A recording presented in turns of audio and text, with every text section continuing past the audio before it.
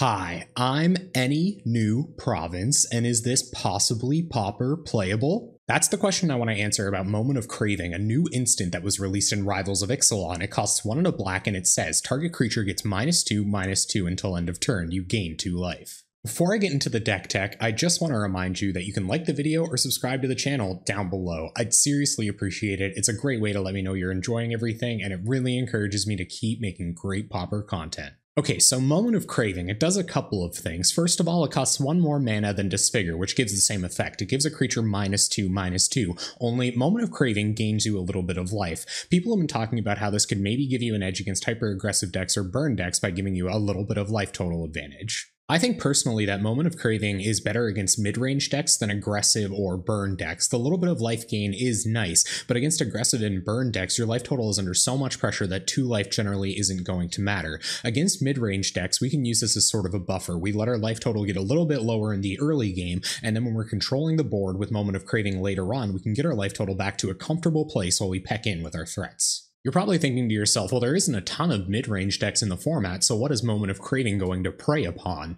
That's totally true. There aren't a lot of mid-range decks in this format, so I chose a deck that can use Moment of Craving to its full advantage by including other cards that power it up or including other cards that care about it being an instant. That's why I've chosen this shell to highlight Moment of Craving. This is called Faerie Teachings, and it's a deck I've been working on for a little while. I always use it for Possibly Pauper Playable decks that are trying to highlight an instant spell, and it just so happens that Moment of Craving feels like it fits perfectly here. This is first and foremost a Mystical Teachings deck. Mystical Teachings is 3 and a blue, it's an instant, and it says, search your library for an instant card or card with flash, reveal it and put it into your hand, then shuffle your library. It flashes back, which means you may cast this card from your graveyard for its flashback cost and then exile it, and you can do that for 5 and a black. This card is super fun to build with. It means we can include a bunch of fun of silver bullet cards in our deck to go tutor up with it as soon as we have 4 mana available. I'll go over those cards next. First we have Diabolic Edict, which costs 1 and a black, and it says target player sacrifices a creature. Not all Alchemy or Teachings deck include Diabolic Edict in their main board, but I figured with the amount of heroic that's going around, we'll certainly want an Edict to tutor up when we have the opportunity. Next is Echoing Decay. Echoing Decay costs 1 and a black, and it says target creature and all other creatures with the same name as that creature get -2/-2 until end of turn.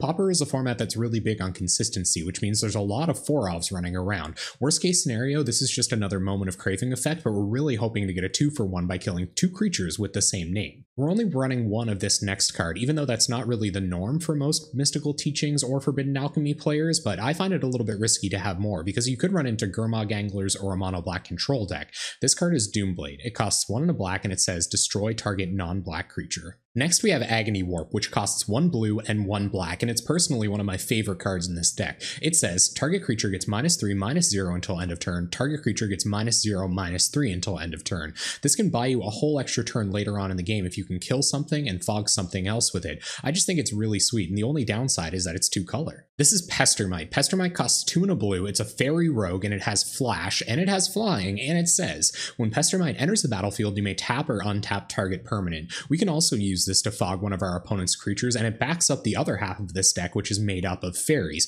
I really like Pestermite as a tutor target as a creature as well, because sometimes we want to turn the clock up after we've already got the board under control, and we can do that when we tutor up Pestermite with Mystical Teachings. Did I say Agony Warp was my favorite tutor target in this deck? Because that could be incorrect. It could be Soul Manipulation. It costs 1 generic mana, 1 blue, and 1 black, and it says choose one or both. Counter target creature spell, return target creature card from your graveyard to your hand. In my opinion, this is even better than Exclude. You can use this to counter one of your opponent's creatures and get back the best creature card in your graveyard. That's the kind of 2-for-1 I'm definitely down for, especially when we can tutor it out with 4 mana with Mystical Teachings. Okay, now that we're through the fun-ofs, I'll tell you about a little bit of the interaction I decided to double up on for some added consistency. First, we have Chainer's Edict, which says target player sacrifices a creature. You can flash it back for 5 generic mana and 2 black. Next, we have Deprive. Deprive says as an additional cost to cast Deprive, return a land you control to its owner's hand. Hopefully we can get some value out of this, but really it's just our 5th counterspell. 5th counterspell? Yes, we're also running 4 counterspells. Counterspell is just blue-blue, counter target spell.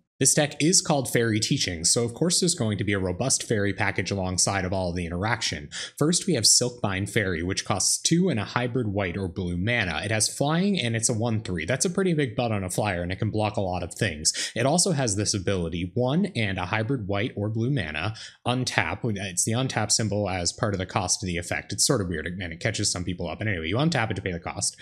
Its effect is tap target creatures, so we're trying to tap all of those mono white heroic boggles out there, or maybe just a big beater out of our opponent's deck. Next is Spell Stutter Sprite, which is our real motivation to commit to the Fairy tribe as the other half of this deck. Spell Stutter Sprite has Flash, Flying, it's a 1/1 for 1 and a blue, and it says, when Spell Stutter Sprite enters the battlefield, counter target spell with converted mana cost X or less, where X is the number of fairies you control. Normally you see Spell Stutter Sprites in tempo decks because people are only trying to counter early game stuff with it. However, we're going to go a little bit later and we want to counter really expensive stuff, so we just pack a few more fairies onto the battlefield and counter 3 or 4 drops. Next we have Fairy Miscreant, the most popular inexpensive fairy in the format. It costs 1 blue mana and it's a 1/1 flyer. It says when Fairy Miscreant enters the battlefield, if you control another creature named Fairy Miscreant, draw a card. Our last fairy is a very powerful 4-drop and kind of part of the finisher package of this deck. Dream Spoiler Witches costs 3 and a black and it's a 2/2 flyer, and it says, whenever you cast a spell during an opponent's turn, you may have target creature get -1/-1 until end of turn.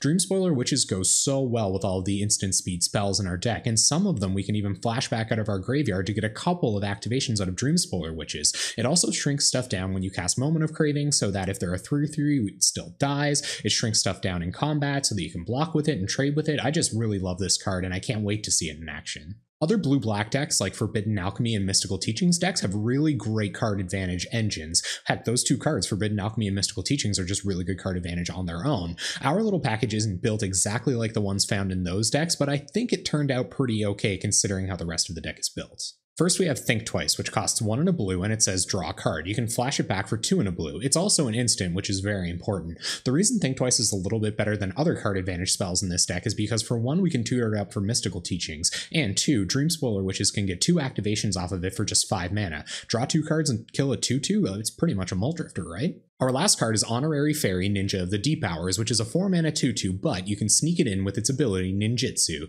Ninjutsu costs 1 and a blue, and it says return an unblocked attacker you control to hand. Put this card onto the battlefield from your hand, tapped and attacking. Whenever Ninja of the Deep Hours deals combat damage to a player, you may draw a card. That's why it's part of the card advantage package. We're going to try to land a ninja and protect it to turn it into the great card advantage engine that it can be. The mana base was definitely a point of contention for me while building this deck. Pauper players are notorious for not including enough lands in their decks, but when I did a lot of research on other blue-black decks, I realized that 22 seemed to be the standard for Dimir control. Anyway, we'll start with Bojuka Bog. Bojuka Bog enters the battlefield tapped, and when it enters the battlefield, exile all cards from target players' graveyards. When it becomes untapped, you can add 1 black with it. Next, we have 4 Dimir Aqueducts, just trying to dodge those capsizes and Dinrova horrors. Dimir Aqueduct says, Dimir Aqueduct enters the battlefield tapped. When Aqueduct enters the battlefield, return a land you control to its owner's hand. Some people call these Karus. When it becomes untapped, it adds blue and black to your mana pool. Next, we have 4 Dismal Backwaters. Dismal Backwater enters the battlefield tapped, gains you a life, and when it becomes untapped, it adds blue or black, just a standard Pauper duel. We have 2 Radiant Fountains to round off our non-basic lands. Radiant Fountain enters the battlefield and gains you 2 life, but only taps for generic mana.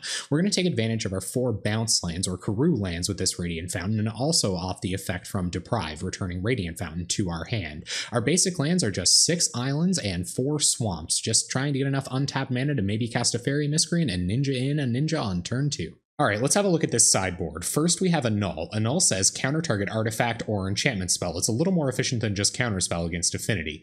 Next we have dispel, which is a little more efficient than counterspell against decks that have instant spells because it just counters an instant spell for 1 blue mana. We have 3 hydroblasts that say counter target spell if it's red or destroy target permanent if it's red. Pretty good against red decks. Next we have aura flux that says other enchantments have at the beginning of your upkeep sacrifice this enchantment unless you pay 2 mana. This is great against boggles or mono white heroic. Everything that they suit up their creatures with with has to be paid for or it just goes away. We have 3 Fairy Macabres as graveyard hate. They're 1 black, they power up our spell stutter sprites, and they're 2/2 flyers. Incidentally, you can discard them to exile up to 2 target cards from graveyards, so we're going to try to pick off a Moment's Peace or Mystical Teachings or Forbidden Alchemy with them. We have 2 Cartouche of Ambitions for life gain. Cartouche of Ambition is 2 and a black, and it says, enchant creature you control. When Cartouche of Ambition enters the battlefield, you may put a -1/-1 counter on target creature, maybe pick something off. Also, enchanted creature gets +1/+1 and has lifelink. We have another copy of Echoing Decay if our opponents are playing a lot of stuff with the same name. We have another copy of Diabolic Edict if you really want to load up on Edict effects, and we have 1 Stormbound Geist if our opponents are on Edict effects. Stormbound Geist is 1 blue, it's a 2/2 flyer, and it can only block creatures with flying. It also has Undying, which means when this creature dies, if it had no +1/+1 counters on it, return it to the battlefield under its owner's control with a +1/+1 counter on it. And there you go, Fairy Teachings. We're going to be taking this deck live into a league on Tuesday night at twitch.tv/Anynewprovince. We're there every Tuesday night playing Possibly Pauper Playable decks. Before I go, I just want to remind you that you can like the video or subscribe to the channel down below. I'd really appreciate it. It's a great way to let me know you've enjoyed everything, and it really encourages me to keep making Pauper content. So there you go, Fairy Teachings. I hope you enjoyed this deck tech, and hopefully I'll see you on Tuesday night.